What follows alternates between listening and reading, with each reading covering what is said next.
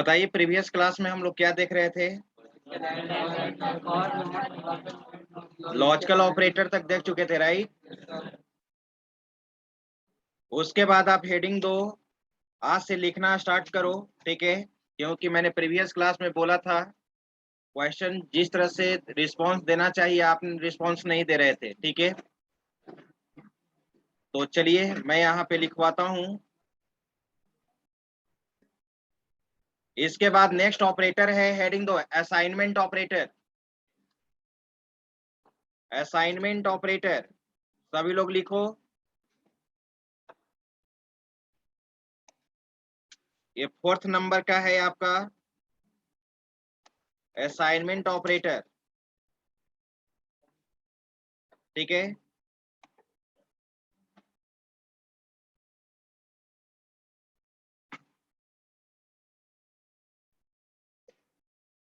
इसको मैं वर्ड में लिख देता हूँ।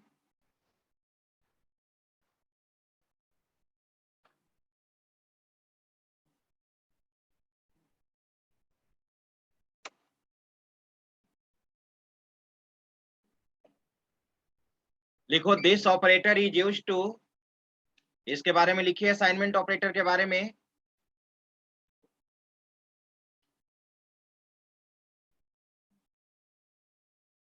This operator is used to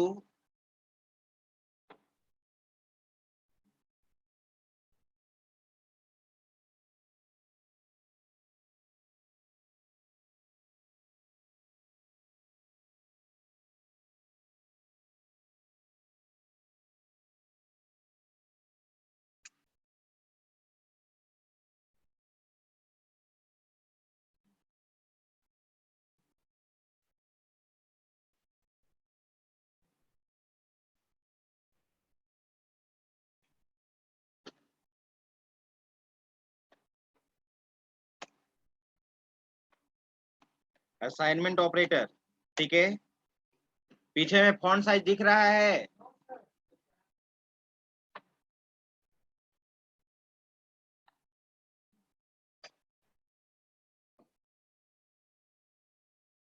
ठीक है?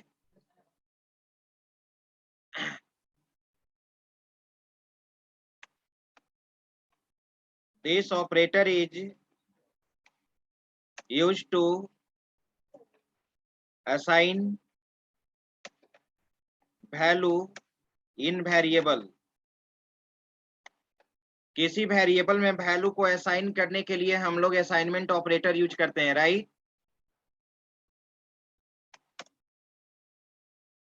ठीक है? फॉर एग्जाम्पल, और असाइनमेंट ऑपरेटर यहीं पे साइन दे देना। यहाँ पे असाइनमेंट ऑपरेटर का जो साइन होता है मैं यहाँ पर लिख देता हूँ, ठीक है? सिंगल इक्वल ना, सिंगल इक्वल। फॉर एग्जाम्पल में, ठीक है, ए इक्वल टू 10, यानी वैल्यू ए में क्या असाइन हुआ? 10, ठीक है? बी इक्वल टू 10.5, ठीक है? C equal to image, that is called assignment operator. Assignment operator का एक ही पर्पस होता है, किसी भी वेरिएबल में वैल्यू को असाइन करना, स्टोर करना। किन्हीं को कोई दिक्कत? ठीक है? अब यहाँ पे नेक्स्ट में है तुम्हारा multiple assignment operator.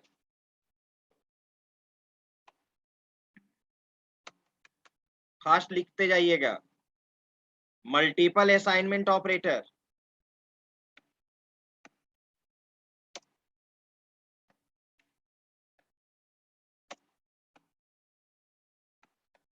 Multiple assignment operator का काम क्या होता है वो चीज आप देखिए, ठीक है?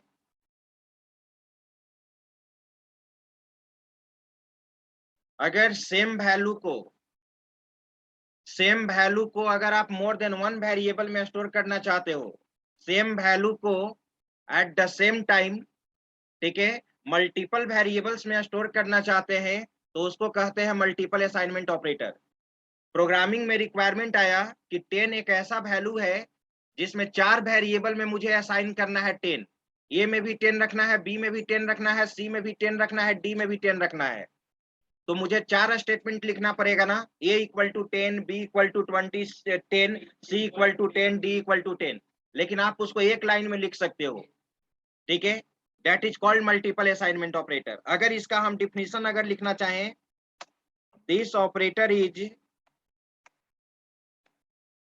used to assign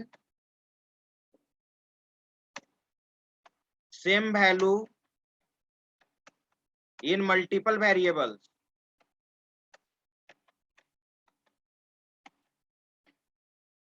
Multiple variables. For example,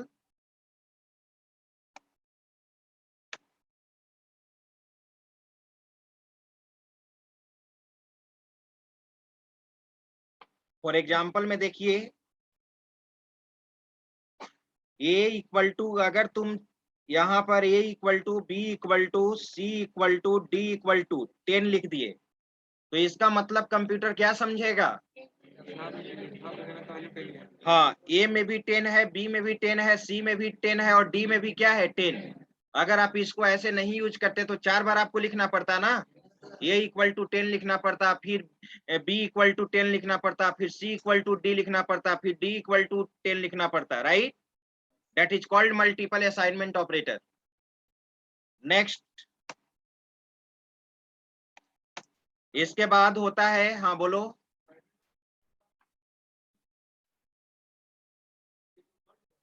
हाँ, वो वर्ड है स्ट्रिंग कांस्टेंट। नेक्स्ट है आपका कंपाउंड असाइनमेंट ऑपरेटर।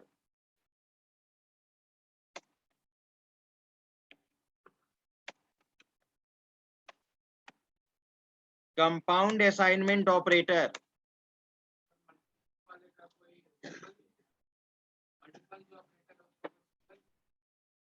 बस इक्वल असाइनमेंट ही नहीं यूज हो रहा है यहाँ पर, बस मल्टीपल वेरिएबल के साथ यूज हो रहा है।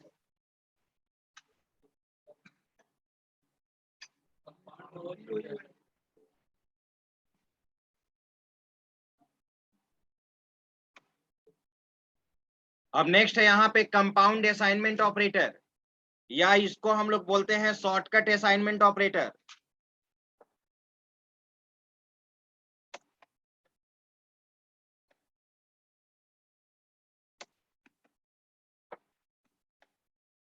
ठीक है, इसको हम लोग बोलते हैं कंपाउंड असाइनमेंट ऑपरेटर, या इसको बोलते हैं शॉर्टकट असाइनमेंट ऑपरेटर। ठीक है, कुछ ऐसे ऑपरेटर्स होते हैं जिसको हम लोग असाइनमेंट ऑपरेटर के साथ यूज करते हैं, कुछ ऐसे ऑपरेटर्स हैं जिनको हम लोग असाइनमेंट ऑपरेटर के साथ यूज करते हैं। वही क्या कहलाता है? कंपाउंड असाइनमेंट ऑपरेटर, या इसको शॉर्टकट असाइनमेंट ऑपरेटर बोलते हैं। शॉर्टकट इसलिए बोलते हैं या कंपाउंड इसलिए बोलते हैं कि ये दो ऑपरेटर का मिश्रण है। आ रही बात समझ में? इसलिए इसको कंपाउंड असाइनमेंट ऑपरेटर बोलते हैं। और शॉर्टकट असाइनमेंट इसलिए इसको बोलते हैं क्योंकि एक एक एक्सप्रेशन दिया हुआ रहेगा और उसको तुम एज ए शॉर्टकट यूज कर सकते हो। जैसे देखिए, मैं एग्जांपल से समझने का पहले लिख देता हूं definition.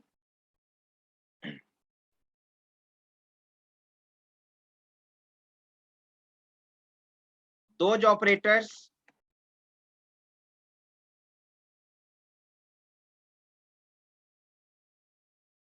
those operators which are used with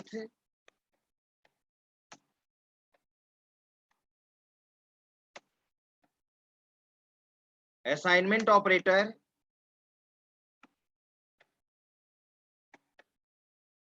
called compound assignment operator।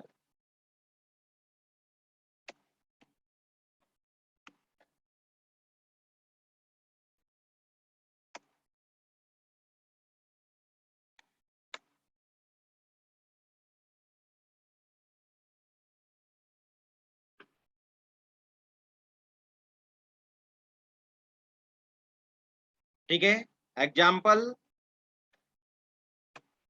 Scroll करें, लिख लिए?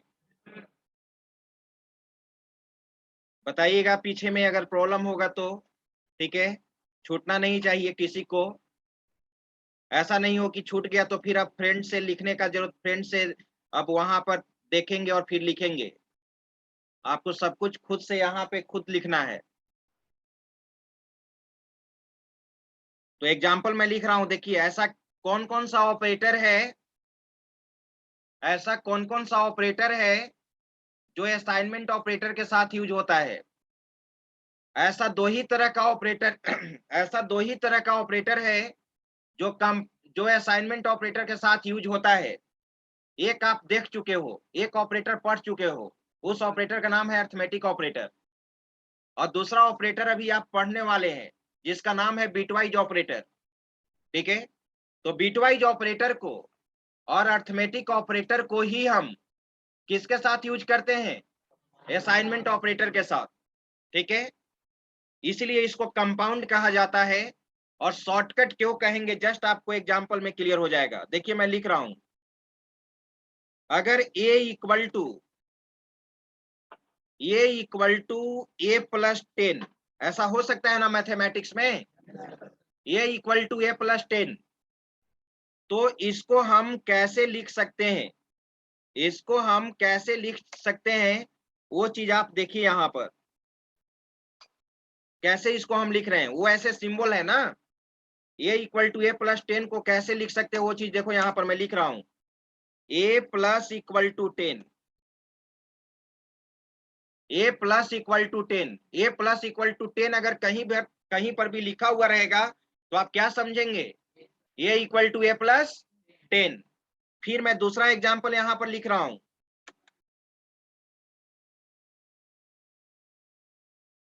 ठीक है, b equal to b minus 20, इसका शॉर्टकट कैसे लिखा जा सकता है, very good, b minus equal to 20। ठीक है, that is called compound assignment operator.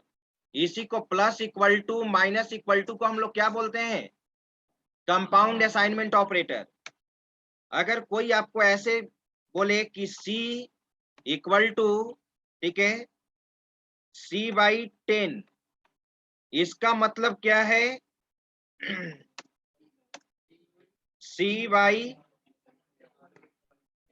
Equal to 10। ठीक है, चलिए इसको नोट कर लीजिए आप एग्जाम्पल को। अगर इस पे क्वेश्चन अगर हम दें यहाँ पर तो आप आउटपुट बता सकते हैं। क्वेश्चन में मैं यहाँ पे इस तरह से लिख रहा हूं,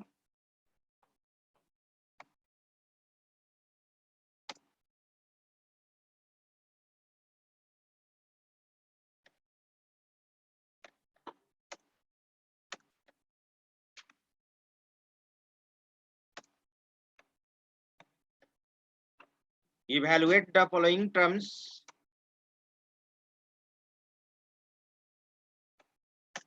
फर्स्ट है यहाँ पे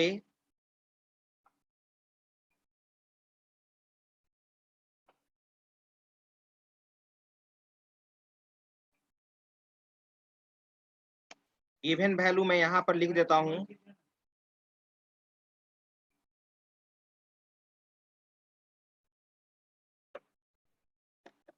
given value a equal to 10, b equal to 20, c equal to 30। और आपसे पूछा गया यहाँ पे a plus equal to a plus equal to 30। ठीक है, फिर यहाँ पे आपसे पूछा गया b मोड इक्वल्स टू 8। और थर्ड क्वेश्चन है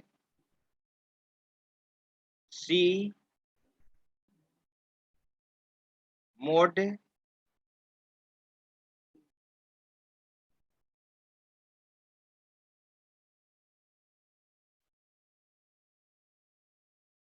80। अब आप बताएं यहां पर आपको बताना है a इक्वल टू व्हाट, और यहां पे आपको बताना है b इक्वल टू व्हाट, क्योंकि आप पढ़ चुके हो। c equal to what, a plus equal to 30। a का वैल्यू क्या दिया हुआ है यहाँ पर 10 है, तो a प्लस इक्वल टू 30, तो यहाँ पर a इक्वल टू व्हाट, ठीक है। तो क्या आएगा output, a plus equal to 30 को हम ऐसे लिख सकते हैं ना, कैसे लिख सकते हैं, आप ध्यान दीजिएगा यहाँ पर, समझिए, अभी लिखो मत, ध्यान दो यहाँ पर। इसको कैसे लिख सकते हैं, a equal to a plus 30, तो तुम ही बोलो a का करंट वैल्यू क्वेश्चन में क्या दिया हुआ है 10, तो a इक्वल टू 10 प्लस 30 क्या हो जाएगा 40, यानी यहाँ पर आंसर 40 आ जाएगा, राइट। हाँ,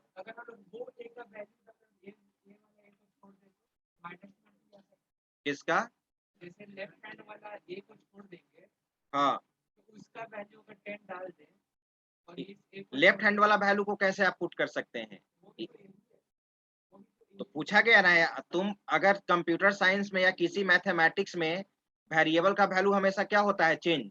अगर हम आपसे ये पूछे, ध्यान दो यहाँ पर, अगर हम यहाँ पर पूछे a इक्वल टू 10 है और हम फिर लिखें a इक्वल टू 20, फिर मैंने लिखा a इक्वल टू 30, तो बताओ, तो a को प्रिंट कराएंगे नीचे तो क्या प्रिंट करेगा 10 की 20 की 30, कैसे ऊपर वाला, लास्ट वाला वैल्यू ओवरराइड होते गया ना जी। ये तो सिंपल है, अगर वैल्यू तुम मैथमेटिक्स पढ़े हो और ए में 10 लिखे, फिर नीचे क्या लिखे ये इक्वल टू 20, फिर नीचे लिखे ये इक्वल टू 30, तो तुमसे पूछा जाएगा कि ये में क्या स्टोर है, जो लास्ट वैल्यू होगा, जो करंट वैल्यू होगा वही ना। तो तुमसे अब पूछा जा रहा है कि A plus equal to 30 what will be output of A, तो ए प्लस इक्वल टू 30 को कैसे लिख सकते हो, ए इक्वल टू ए प्लस 30, तो अब ए का वैल्यू पूछा जा रहा है तो राइट साइड में ही ना वैल्यू को पुट करोगे, ठीक है। तो यहाँ पर ए का वैल्यू क्या है क्वेश्चन में 10, तो 10 प्लस 30 क्या होगा 40। अब बी का आंसर जिससे मैं पूछूंगा वही बताएंगे। आप देख रहे हैं b mod equal to 8, right, ठीक है। और तुम जानते भी हो इसका शॉर्टकट हम कैसे लिखेंगे, b equals to b mod 8, यही है ना। चलिए तुम बताओ, नहीं नहीं पीछे में, हाँ, आप यहाँ देखो b equal to b mod 8, क्या नाम है तुम्हारा, रोशन, बताइए रोशन, आप b equal to b mod 8 क्या होगा, सबसे पहले ये बताइए कौन सा ऑपरेटर है, इस ऑपरेटर का नाम क्या है, तो आपने वीडियो देखा, क्यों वीडियो हर क्लास का वीडियो आपके ग्रुप पे जाता है,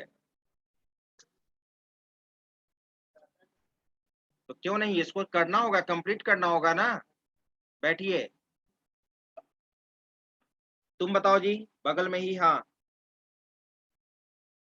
ये पहले बताओ कि ऑपरेटर का नाम क्या है, ये परसेंट साइन क्या रिटर्न करता है, वेरी गुड, रिमाइंडर रिटर्न करता है, वेरी गुड। तो b equal to b mod 8, तो आप बताओ b का वैल्यू क्या होगा, b का करंट वैल्यू देख रहे हो क्वेश्चन में क्या है 20, तो आप बताओ b का वैल्यू क्या होगा, 8 से 20 को डिवाइड करेंगे तो 4 होगा, वेरी गुड, बैठो, ये रिमाइंडर रिटर्न करता है। अब चलो ये क्वेश्चन भी मैं पूछूंगा जिससे वही बताएंगे,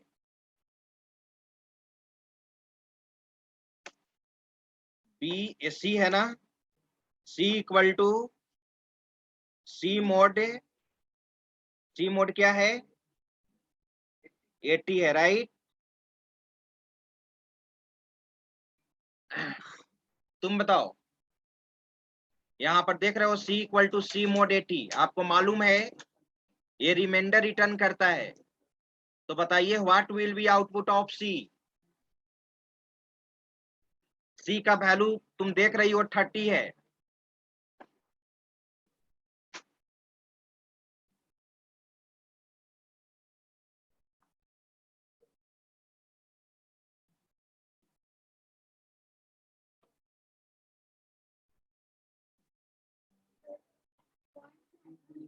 पॉइंट में आएगा। क्लास की हो कंटिन्यू, फर्स्ट क्लास है, क्यों? लेट से एडमिशन हुई है। ओके बैठिए, तुम बताओ ये क्या रिटर्न करेगा, क्या आउटपुट आएगा? क्लास किए हैं आप? क्लास क्यों नहीं किए? ऑनलाइन क्लास नहीं ज्वाइन करती थी? अच्छा, क्लास कब से तुम क्लास यहाँ कर रही हो ऑफलाइन में? अच्छा, तो 1 वीक से अगर आप क्लास कर रहे हो तो यहाँ पर ये ऑपरेटर हम बताए होंगे मे बी। बैठो, तुम बताओ क्या होगा? 6 होगा। नहीं नहीं, अभी जिससे पूछेंगे वही बताएंगे। बैठिए, गलत है आपका आंसर। तुम लोग दोनों में से बता सकती हो, बताओ।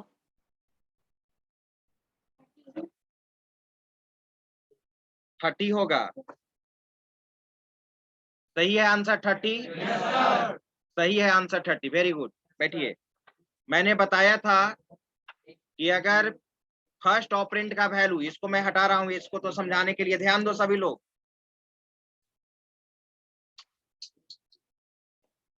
मैंने आपको बताया था कि अगर यहाँ पे सी का वैल्यू 30 है और 30 मोड यहाँ पर क्या करेंगे 80, तो ये रिमाइंडर रिटर्न करता है।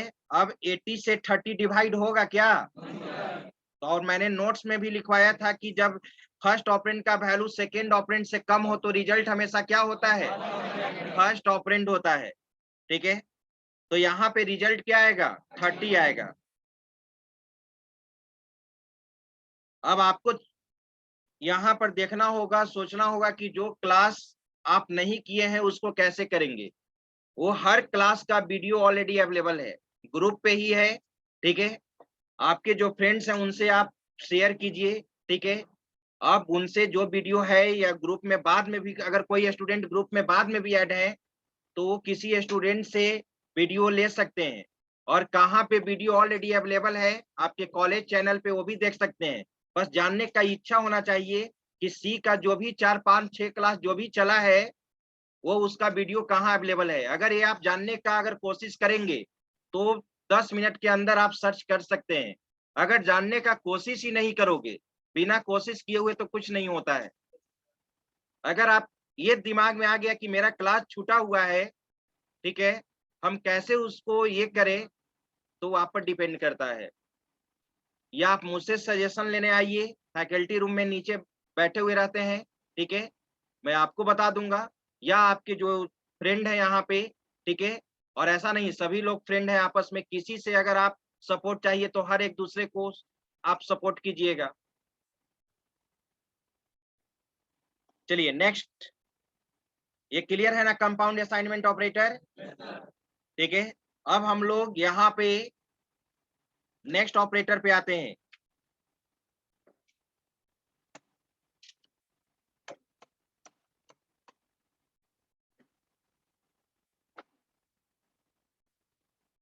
नेक्स्ट ऑपरेटर क्या था?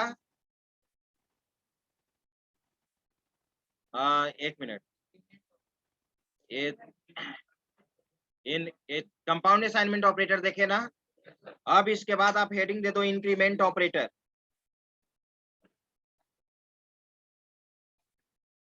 इंक्रीमेंट ऑपरेटर, इसका साइन होता है डबल प्लस। इंक्रीमेंट ऑपरेटर का साइन होता है डबल प्लस। और इंक्रीमेंट ऑपरेटर क्या करता है वो चीज मैं बता रहा हूं। किसी भी वेरिएबल के वैल्यू को 1 से इंक्रीज कर देगा। किसी भी वेरिएबल के वैल्यू को 1 से क्या करेगा? इंक्रीज करेगा। ठीक है, तो अगर मैं इसका डिफिनेशन लिखना चाहूं तो इस तरह से लिखूंगा, this operator is used to increase the value of variable by 1। किसी भी वेरिएबल के वैल्यू को 1 से क्या करेगा, इंक्रीज करेगा, राइट। ठीक है, ये नंबरिंग क्या था, 6। ठीक है, तो इंक्रीमेंट ऑपरेटर का काम होता है किसी भी वेरिएबल के वैल्यू को 1 से क्या करेगा, इंक्रीज करेगा। अब इसका दो टाइप होता है, एक प्रीफिक्स इंक्रीमेंट होता है और एक पोस्टफिक्स इंक्रीमेंट होता है। एक प्रीफिक्स और एक पोस्टफिक्स। तो प्रीफिक्स और पोस्टफिक्स का मतलब आप जानते हैं, आप इंग्लिश ग्रामर में भी पढ़े होंगे प्रीफिक्स और सफिक्स। ठीक है, आप सिम यूज करते हैं, प्रीपेड कनेक्शन होता है और एक क्या होता है, पोस्टपेड कनेक्शन। ठीक है, प्रीपेड कनेक्शन आप तभी यूज करेंगे जब आप पहले पे करेंगे, और पोस्टपेड कनेक्शन होता है कि पहले आप यूज करेंगे तब पे करेंगे, राइट। तो प्रीपेड यहाँ पे प्रीफिक्स और यहाँ पे प्रीफिक्स और पोस्टफिक्स का कुछ ऐसा ही मतलब है। ठीक है, तो अब यहाँ पे मैं सबसे पहले लिख देता हूं। ठीक है, दो टाइप ध्यान दीजिए आप, लिखिए, there are two types of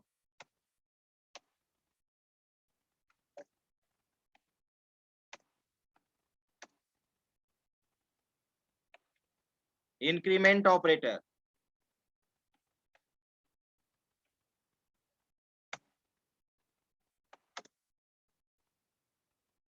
There are two types of increment operator. First में है आपका prefix increment. In this case,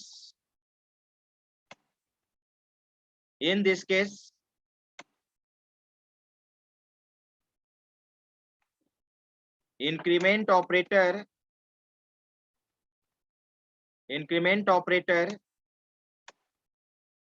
is used before operand. ये ऑपरेंड के पहले यूज होगा, ऑपरेंड के पहले। आपको मालूम है कि ऑपरेटर किसको कहते हैं और ऑपरेंड किसको कहते हैं। ए प्लस बी, ए और बी क्या कहलाएगा, यहाँ पे ऑपरेंड्स कहलाएगा, और प्लस क्या कहलाएगा, ऑपरेटर कहलाएगा। ठीक है, तो क्लियर लिखा हुआ है यहाँ पे, in this case increment operator is used before operand, operand के पहले यूज होगा।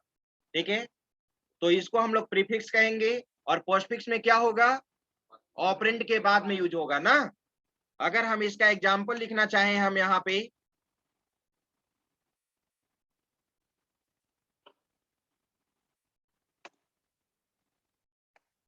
एग्जाम्पल में आप देखिए, प्लस प्लस ए ऐसे यूज होता है प्रीफिक्स ना, एक ही ऑपरेंड के साथ यूज होता है। इंक्रीमेंट ऑपरेटर एक ही ऑपरेंड के साथ यूज होता है, तो इसको हम लोग कहते हैं यूनरी ऑपरेटर। आगे हम लिखवाया था ना, यूनरी ऑपरेटर, बाइनरी ऑपरेटर और टर्नरी ऑपरेटर। ठीक है, ये आगे हम लोग को पढ़ना है जस्ट। ठीक है, तो मैं वहां पर एक्सप्लेन करूंगा कि यूनरी ऑपरेटर किसको कहते हैं, बाइनरी ऑपरेटर किसको कहते हैं, और टर्नरी ऑपरेटर किसको कहते हैं। वैसा ऑपरेटर जो एक ही ऑपरेंड के साथ यूज होगा उसको यूनरी ऑपरेटर बोलते हैं। वैसा ऑपरेटर जो दो ऑपरेंड के साथ यूज होगा उसको बाइनरी ऑपरेटर बोलते हैं। यूनरी का मतलब 1 और बाइनरी का मतलब 2। आ रही बात समझ में। और वैसा ऑपरेटर जो 3 ऑपरेंड के साथ यूज होगा उसको टर्नरी ऑपरेटर बोलते हैं। ठीक है, तो आगे हम लोग को पढ़ना है यूनरी, बाइनरी और टर्नरी। तो प्लस प्लस ए, तो ये ऑपरेंड के पहले यूज हुआ। अब इसी को मैंने कॉपी कर लिया। अब किसके बारे में आपको लिखना है, पोस्टफिक्स के बारे में ना।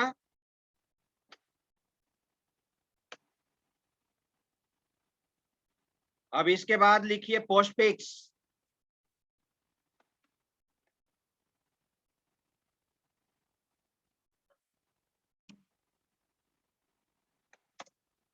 postfix increment. In this case, increment operator is used after operand.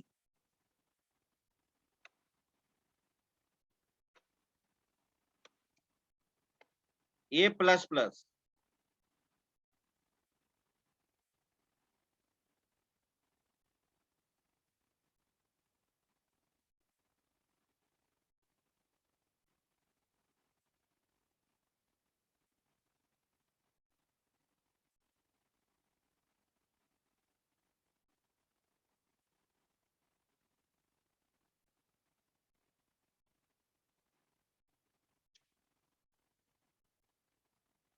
तो प्रीफिक्स और पोस्टफिक्स, वो भी अगर आपसे पूछेगा कि प्रीफिक्स और पोस्टफिक्स, तो आप आसानी से अब आइडेंटिफाई कर सकते हो कि प्रीफिक्स किसको कहेंगे। ऑपरेंड के पहले अगर इंक्रीमेंट ऑपरेटर यूज हुआ है तो उसको क्या बोलेंगे, प्रीफिक्स। और ऑपरेंड के बाद में अगर यूज हुआ है तो उसको क्या बोलेंगे, पोस्टफिक्स बोलेंगे, राइट। लेकिन अब ये प्रश्न उठता है कि इंक्रीमेंट ऑपरेटर किसी भी वेरिएबल के वैल्यू को कितना से इंक्रीज करता है, 1 से। तो प्रीफिक्स भी 1 से ही इंक्रीज करेगा और पोस्टफिक्स भी 1 से ही इंक्रीज करेगा, लेकिन दोनों के इवैल्यूएशन में डिफरेंस क्या है। प्रीफिक्स मैं बता रहा हूं, ठीक है, प्रीफिक्स कब इवैल्यूएट होगा और पोस्टफिक्स कब इवैल्यूएट होगा। तो प्रीफिक्स कहने का मतलब पहले ना, तो प्रीफिक्स में क्या होगा, पहले इवैल्यूएशन होगा और पोस्टफिक्स में क्या होगा, बाद में होगा। लेकिन इसको देखना होगा और इस पे प्रैक्टिस करना होगा। इस पे क्वेश्चन पूछता भी है और आगे भी आपको एमसीए एंट्रेंस एग्जाम के लिए इंक्रीमेंट ऑपरेटर पे बहुत सारा क्वेश्चंस पूछे जाते हैं, ठीक है। तो दोनों के इवैल्यूएशन में क्या डिफरेंस है उस चीज को ध्यान दीजिएगा, क्योंकि मैं अब आपसे एक प्रॉब्लम को सोल्व करने के बाद मैं आपको पूछूंगा। तो ध्यान दीजिए, यहाँ पे मैं लिख रहा हूं, यहाँ पर हेडिंग दे दो, इवैल्यूएशन ऑफ प्रीफिक्स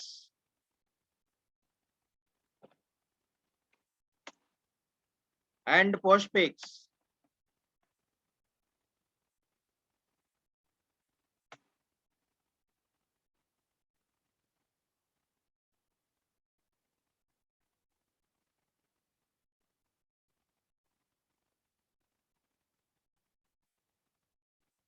तो ध्यान दीजिए सभी लोग, एक तरफ अभी लिखना नहीं है, यहाँ बोर्ड पे सभी लोग ध्यान दीजिएगा, बिल्कुल अभी लिखना नहीं है आपको, नहीं तो फिर समझ नहीं पाइएगा। क्योंकि इस पे अभी जस्ट प्रॉब्लम मैं बनाने के लिए दूंगा, आज तो नहीं, लेकिन नेक्स्ट क्लास में इस पे हम लोग काफी प्रैक्टिस, नेक्स्ट क्लास में समझो कि इसी पे प्रैक्टिस होगा ही। ये प्रीफिक्स है और ये आपका पोस्टफिक्स है।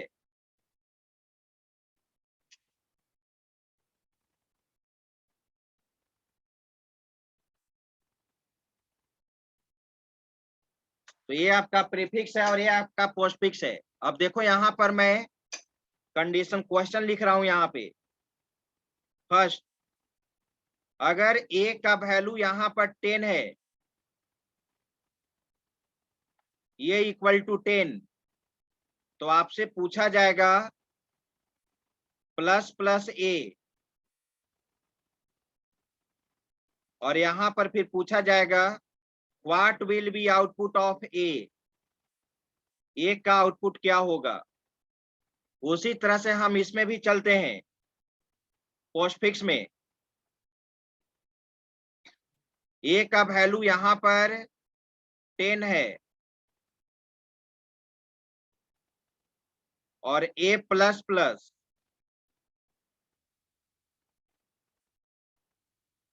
तो आपसे पूछा जाएगा क्या हुआ जी, कौन बाहर गया।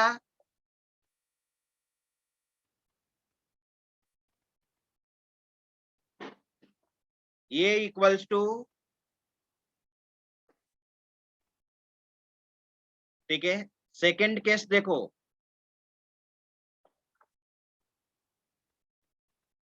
सेकंड केस, अगर ए का वैल्यू तुम्हारा 10 है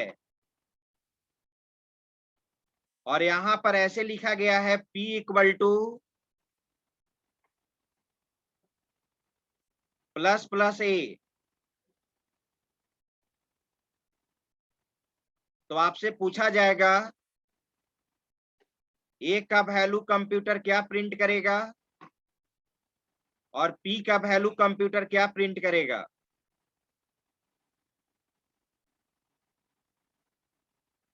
उसी तरह से सेकंड केस यहां पे ए का वैल्यू यहां पर 10 है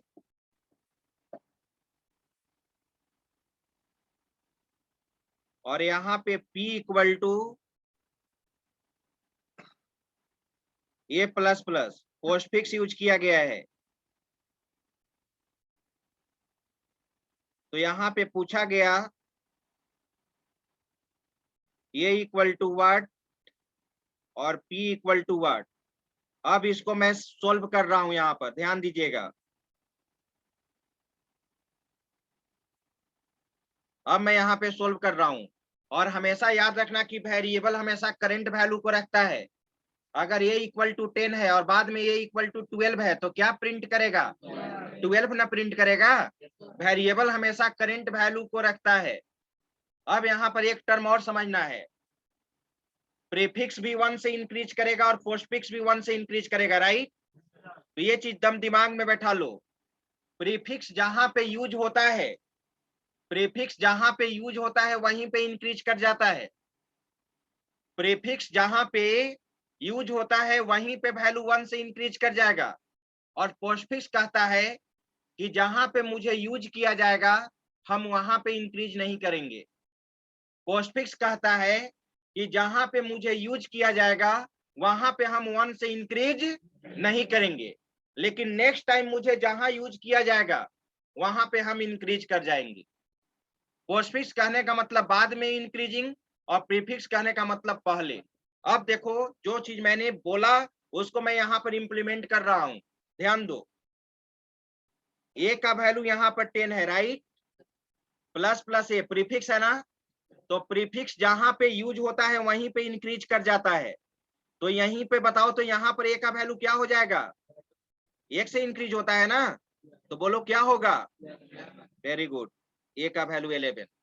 तो एक को जब तुम प्रिंट कराओगे तो क्या आउटपुट आएगा, 11 आएगा, राइट। यहाँ पे आ जाओ पोस्टफिक्स के केस में, ए का वैल्यू करेंट में क्या है 10, ए प्लस प्लस। पोस्टफिक्स क्या कहता है कि जहां पे मुझे यूज किया जाएगा हम वहां इंक्रीज नहीं करेंगे। तो तुम ही बताओ यहाँ पर ए का वैल्यू क्या रह जाएगा, वेरी गुड, ए का वैल्यू यहाँ पे 10 रह जाएगा। नेक्स्ट टाइम यूज करने का मतलब कि नेक्स्ट टाइम ए के साथ ही ना इंक्रीमेंट ऑपरेटर यूज हुआ है, तो नेक्स्ट टाइम ए कहाँ यूज हुआ, यहाँ पर तुम प्रिंट करा रहे हो तो यूज ही ना हो रहा है, तो ए का वैल्यू यहाँ पे इंक्रीज करके प्रिंट करेगा। यहाँ पर ए का वैल्यू 10 ही रहेगा, लेकिन यहाँ पर ए का वैल्यू क्या प्रिंट करेगा, 11, राइट। इस केस में देखो अभी तो फर्स्ट वाले केस में आंसर दोनों का सेम है ना, लेकिन सेकेंड केस में बिल्कुल डिफरेंट हो जाएगा। देखना, देखिए यहाँ पर ए इक्वल टू क्या है तुम्हारा 10, P equal to plus plus A. सबसे पहले तुमको ये सोचना होगा कि ए का जो वैल्यू करेंट में होगा वही ना P में स्टोर होगा। तो आप ही बताओ सबसे पहले यहाँ पर ए का वैल्यू क्या होगा, 10 कैसे होगा, 11 होगा ना, ये प्रीफिक्स है ना, प्रीफिक्स जहां यूज होता है वहीं पे इंक्रीज कर जाता है। तो ए का करंट वैल्यू 11, तो P में भी क्या जाएगा, वेरी गुड। तो ए का वैल्यू और P का वैल्यू क्या क्या प्रिंट करेगा, दोनों में 11। अब इसमें आ जाओ, ए का वैल्यू यहाँ पर 10 है, चलो P equal to a plus plus. अब तुम बताओ सबसे पहले यहाँ पर ए का वैल्यू क्या होगा, 10 होगा, वेरी गुड, क्योंकि पोस्टफिक्स है। तो जो ए का करंट वैल्यू यहाँ पर आएगा वही ना P में असाइन होगा, तो P में क्या होगा, 10 होगा। अब आप बताइए यहाँ पर ए का वैल्यू क्या प्रिंट करेगा, 11, क्योंकि ए के साथ इंक्रीमेंट ऑपरेटर नेक्स्ट टाइम नहीं, इसका मैंने क्या बोला था कि पोस्टफिक्स नेक्स्ट टाइम इंक्रीज करता है। P का वैल्यू क्या होगा, 10 होगा। पी के साथ इंक्रीमेंट ऑपरेटर नहीं ना यूज हुआ है, जो पी का करंट वैल्यू रहेगा वही यहां पर होगा। आई बात समझ में? चलिए अब एक केस और हम लोग को समझना है। अब इसी को हम मल्टीपल टाइम्स, ठीक है, मोर देन 1 टाइम्स लिखेंगे और आपको बताना होगा कि ए का आउटपुट क्या होगा, बी का आउटपुट क्या होगा, पी का आउटपुट क्या होगा, क्यू का आउटपुट क्या होगा। पहले इसको नोट कर लीजिए आप।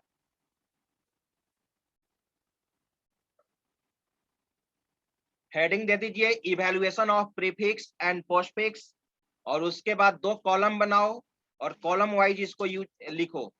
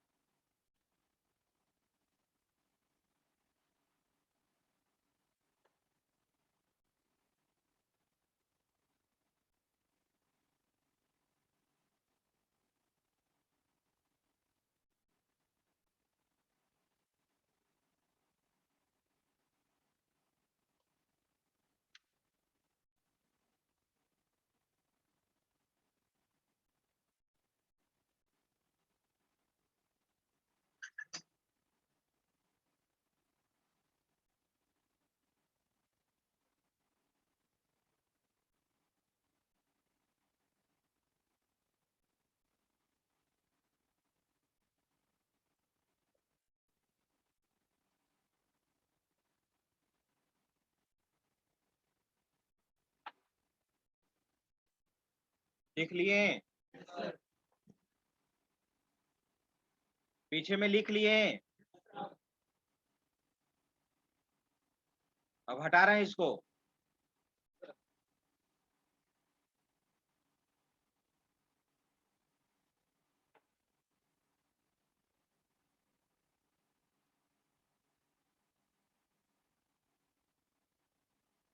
अब एक केस आप केवल बता दीजिए, ठीक है, बस वो क्वेश्चन है, नेक्स्ट आज तो टाइम नहीं है, नेक्स्ट क्लास में हम लोग इस पे प्रैक्टिस करेंगे, लेकिन इसको आप बता दीजिए।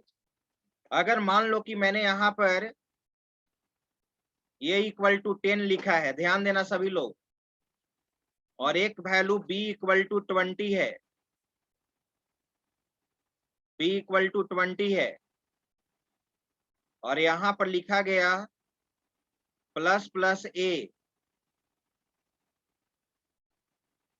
फिर लिखा गया a प्लस प्लस, दोनों मिक्स करके मैं दे रहा हूं, a प्लस प्लस, फिर यहाँ पर लिखा गया है b प्लस प्लस, ठीक है, और फिर यहाँ पर लिखा गया p equal to plus plus b, और फिर मैंने यहाँ पर q इक्वल टू लिखा है, q इक्वल टू मैंने लिखा है a प्लस प्लस।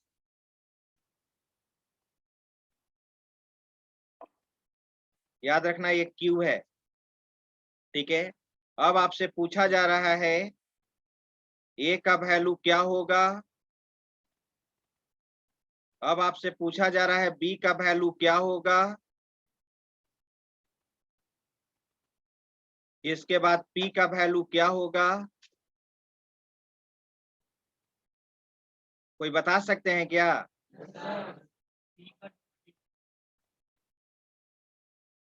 क्यू का वैल्यू क्या होगा? चलिए एक बार आप कोशिश कीजिए, फिर आपसे आंसर हम पूछेंगे क्या होगा, और इसके बाद फिर मैं आपको सोल्व करके बताता हूँ कि सही है आंसर की गलत है। लेकिन सावधानी से बनाइएगा, मुझे लगता है कि किसी स्टूडेंट का सही नहीं होगा। अगर आप ध्यान से बनाएंगे तो सही हो सकता है, लेकिन फर्स्ट टाइम में भी आपको, ठीक है, हो सकता है कि गलत हो, लेकिन आप बनाइए।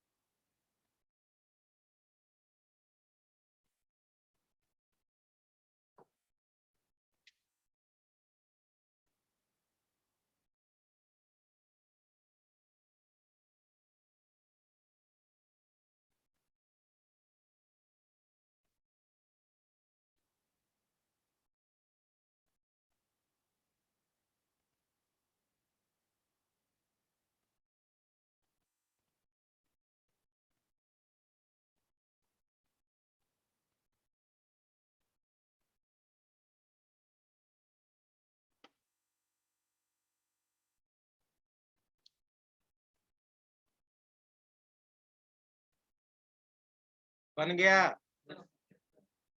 कौन बताएंगे आंसर? बताओ तो। हाँ, सभी का आंसर बताइए। ए का 12, ए का 12, बी का 22, 22, बी का 22, हम्म सी का 20, सी का 22, बी का 22, क्यू का 12। क्या ये आंसर आया है या डिफरेंट? डिफरेंट आया है ना? एक और आंसर लिखेंगे, तुम बनाए हो? हाँ, तुम बताओ। ए का 13, बी का 22, बी का 22, क्यू का 12। देखिए अब बोर्ड पे आप सभी कोई ध्यान दीजिए, प्रोजेक्टर पे सभी लोग ध्यान दो। अब मैं इसको सोल्व कर रहा हूं, ध्यान दो। यहाँ पर नहीं ध्यान दीजिएगा तो फिर नहीं समझ पाइएगा। नेक्स्ट क्लास में वैसे हम प्रैक्टिस करेंगे।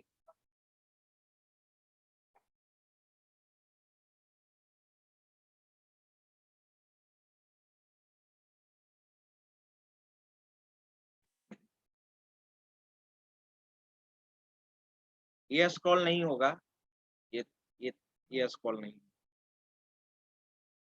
तो इंटर करिए ना। नहीं नहीं, स्क्रॉल करेगा वो, देखो ये लिखा हुआ है ना, ये टेक्स्ट नहीं ना है जी। ठीक है, अब ध्यान दो यहाँ पर। अब यहाँ पे आप सभी लोग ध्यान देंगे, एनोटेशन। आप ही बताओ यहाँ पर ए का वैल्यू क्या होगा? प्रीफिक्स है ना, तो ए का वैल्यू क्या हो जाएगा? 11 हो जाएगा, राइट। अब यहाँ पर ए प्लस प्लस, यहाँ पर ए का वैल्यू क्या रह जाएगा? 10 के 10। अब ए का करंट वैल्यू 10 कहाँ है जी? ए का करंट वैल्यू तो 11 है। अब 10 कहाँ से होगा? तो ये पोस्टफिक्स है, यहाँ पे इंक्रीज नहीं ना करेगा। हाँ, लेकिन ए जहां यूज होगा वहां पे इंक्रीज करेगा, तो यहाँ पर ए का वैल्यू 11 ही रह जाएगा ना। अब चलो बताओ बी प्लस प्लस क्या होगा? 21। कैसे? पोस्टफिक्स है तो 20 ही ना रहेगा, 20 ही रहेगा। अब चलो b equal to plus plus b है ना, तो बताइए यहाँ पे b का वैल्यू क्या होगा? 21 जो बताए हैं गलत है, 22 होगा। Very good. क्यों 22 होगा? देखिए b का करंट वैल्यू 20 है और ये पोस्टफिक्स है ना यहाँ, तो एक तो इसका इंक्रीमेंट यहाँ पे होगा, होगा ना, और साथ में ये प्रीफिक्स है, तो प्रीफिक्स जहां यूज होता है वहीं पे ना इंक्रीज कर जाता है। एक तो ये बी प्लस प्लस पोस्टफिक्स का यहाँ पर एक इंक्रीमेंट हुआ और एक यहाँ पे इंक्रीमेंट हुआ, तो बी का वैल्यू क्या हो जाएगा 22 हो जाएगा। चलो तो पी का भी वैल्यू क्या हो जाएगा 22 हो जाएगा।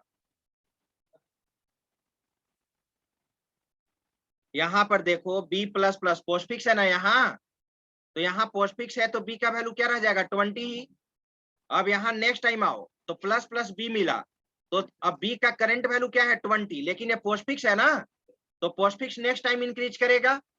और साथ में यहाँ प्रीफिक्स है, एक पोस्टफिक्स वाला एक बढ़ेगा और एक प्रीफिक्स वाला बढ़ेगा ना, तो क्या हो जाएगा 22। तो बी में जो वैल्यू करंट में होगा वही ना पी में जाएगा। अब यहाँ पे चलो, यहाँ पर ए का वैल्यू क्या होगा, करंट में देखो क्या है 11 है, तो सबसे पहले इसका इंक्रीमेंट यहाँ पे होगा, पोस्टफिक्स है ना, लेकिन यहाँ पर भी पोस्टफिक्स है तो पोस्टफिक्स वाला तो यहाँ इंक्रीज नहीं करेगा, पहले वाला ना करेगा, तो ए का वैल्यू क्या हो जाएगा 12 हो जाएगा। तो क्यू में भी क्या हो जाएगा बोलो 12 हो जाएगा। अब चलो, अब ध्यान दो, अब ए का वैल्यू क्या प्रिंट करेगा, देखो तो ए में करंट क्या है यहाँ 12, लेकिन ये पोस्टफिक्स है ना, तो पोस्टफिक्स का इंक्रीमेंट कहाँ पे होगा, यहाँ पर होगा ना, तो ए का वैल्यू क्या होगा 13 इज राइट आंसर। बी का करंट वैल्यू देखो 22 है, तो वेरी गुड, ये तो प्रीफिक्स है यहीं पे ना इंक्रीज कर गया था, तो बी का वैल्यू 22, बी का वैल्यू 22, क्यू का वैल्यू 12 है, सही है। इस पे क्या करेंगे, आज तो टाइम नहीं है, ठीक है, अब दिनेश सर का क्लास है, नेक्स्ट क्लास में इस पे हम लोग काफी क्या करेंगे, प्रैक्टिस करेंगे ना। चलो इसको नोट कर लो, जल्दी जल्दी से इसको नोट कीजिए।